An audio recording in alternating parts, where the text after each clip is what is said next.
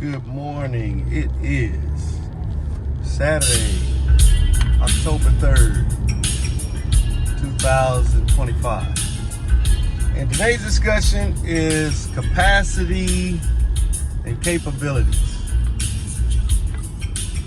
I was watching a video where a guy was talking about, women and their behavior and how, you need to do certain things in response to a woman's behavior. But I would say the reaction is not really what you need to do so much as to be observant and understanding that what people do oftentimes is a demonstration of their capabilities as well as their inability to do certain things. And you'll be able to figure out a person's true capabilities when you start having deeper conversations with them. Like, for example, if I'm talking to a woman and she tells me that she likes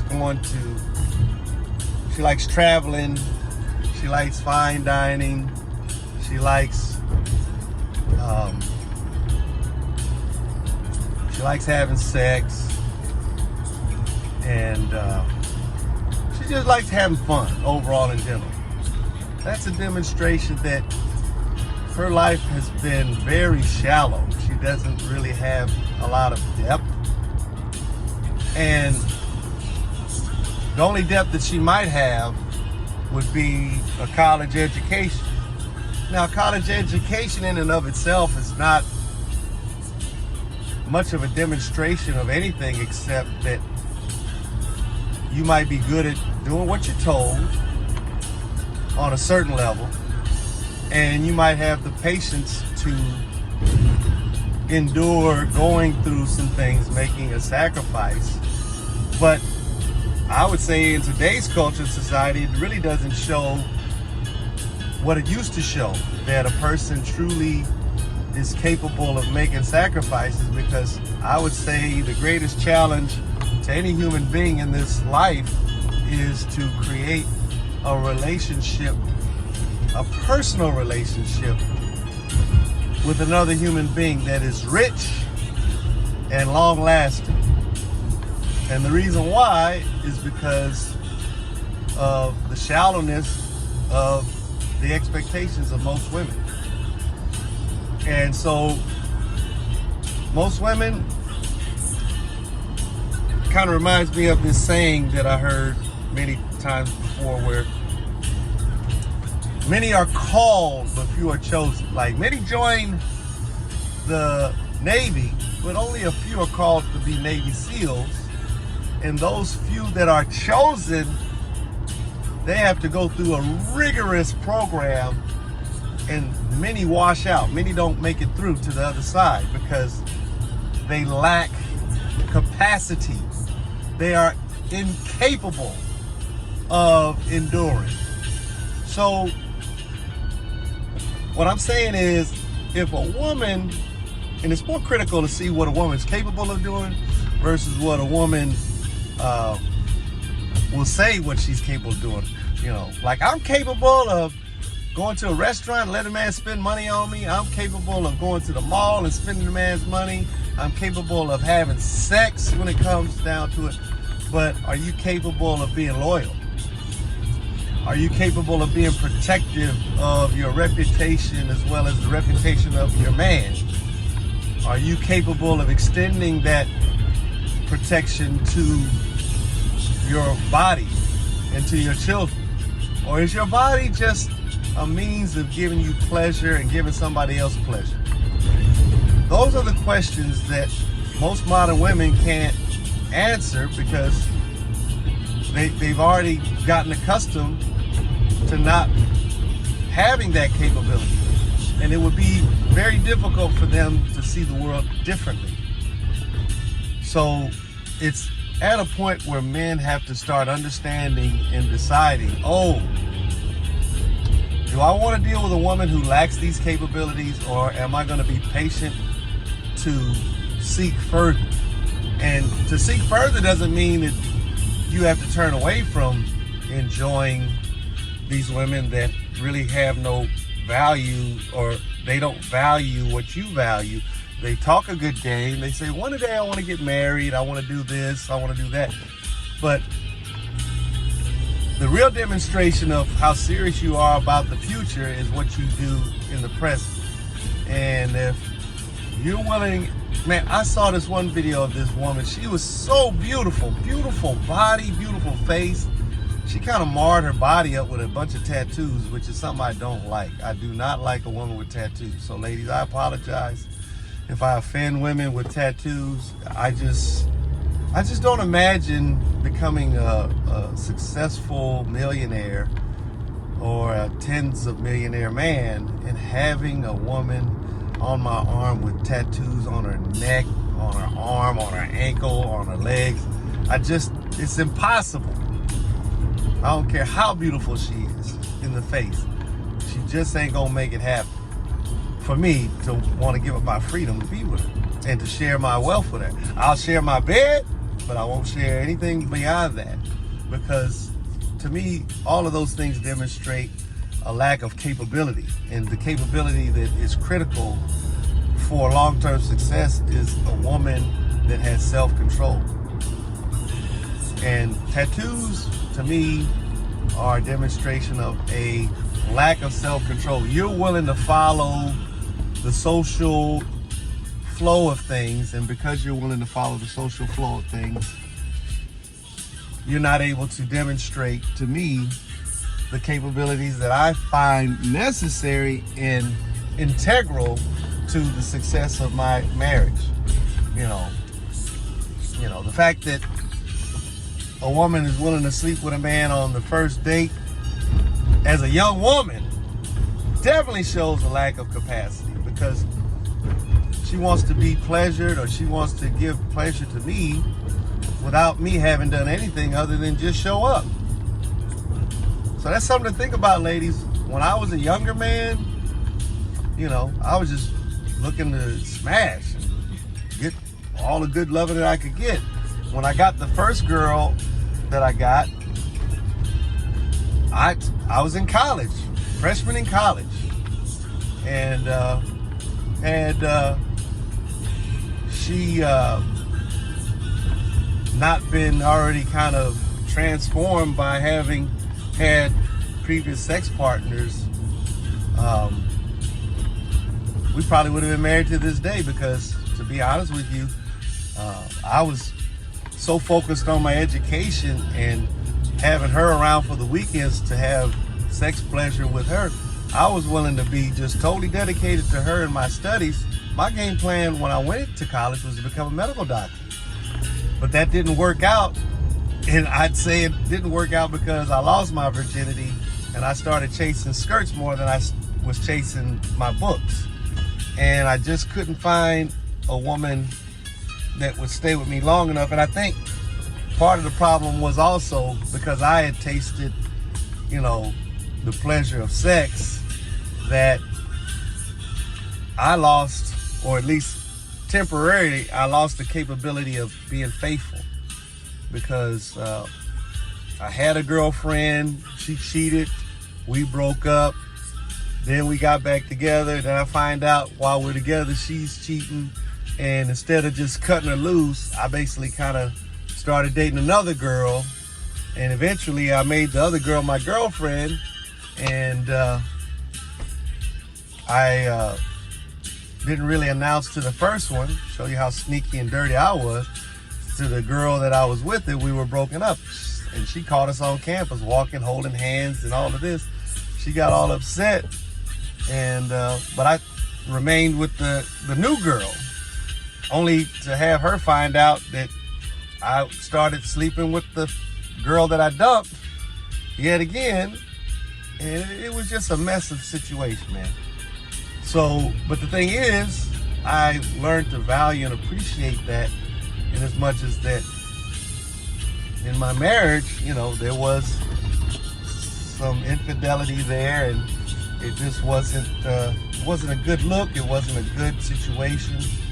And coming out of that situation, I understood the importance of self-control and discipline to the degree that when you make a commitment to build and start a family, you can't be running around, sleeping with other people behind your partner's back. So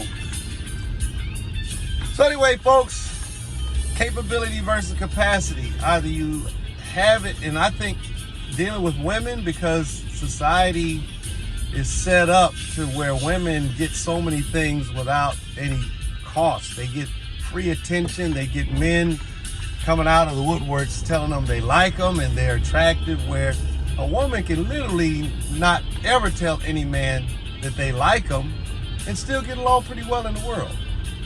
So by the very nature of their existence in our society, women receive a lot of things having not earned them. So it's going to be more damaging to them than it would be for a man, because the man has to reset and say, okay, if I'm going to get what I need, I got to earn it. Just that simple. I hope you guys see the difference. Men do it too, women do it too. No, the difference is when you guys get busted and broken behind some traumatic experience, you guys lose capabilities and capacities. And that's the misfortune of being given your value and having to preserve it. When you have to earn your value, you really appreciate it. And earning your value in a marriage is something that both men and women have to do. Your value as a woman is going to be in how good of a mother you're going to be, how good of a loyal wife you're going to be, how good of a homemaker you're going to be.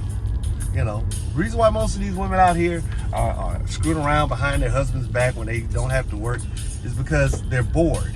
And they're bored because they don't have the capacity to imagine how getting their freedom from having to work every day sets them up to do even greater positive things, like learn a second language. You can't learn a second language when you got an opportunity to drop off your kids at 8 o'clock. They're not coming home till 3:30. You got 6 hours to clean the house, make dinner, get your Pilates in, go have lunch with your girlfriend, and then you'll probably still have 4 out of those 6 hours to learn a second language, and then be prepared to start teaching your own children those languages to make them even more talented and more of an object of pride and a symbol of your success as a woman and being a part of something greater than yourself. Those are the things you guys need to see and understand. Because those were some of the things that I was talking to a lot of women when I first got out in the streets.